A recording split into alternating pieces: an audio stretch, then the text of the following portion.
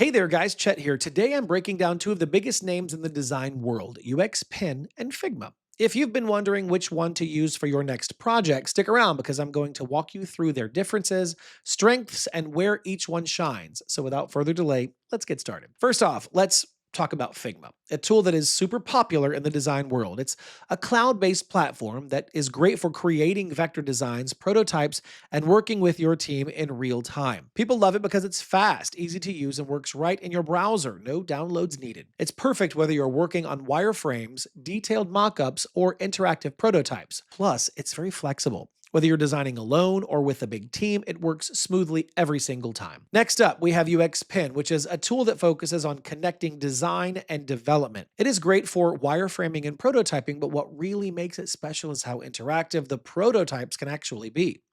You can use features like variables, conditional logic, and interactive states to create prototypes that feel like real products. UXPin also has a very cool merge feature, which lets you add coded components from your development team.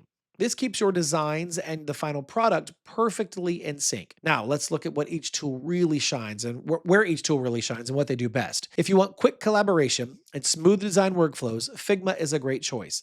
It is fast, easy to use, and perfect for real-time teamwork. The interface is simple, prototyping is reliable, and you can stay organized with design systems and component libraries. Plus, Figma has a ton of plugins to expand its features, like adding icons, checking accessibility, or connecting to other tools. Now, on the other hand, if your focus is on creating advanced interactivity, UXPin, definitely the way to go. It's great for building things like dynamic forms or realistic user flows. The logic-based system lets you create designs that feel closer to the real product, which can make development handoffs quicker.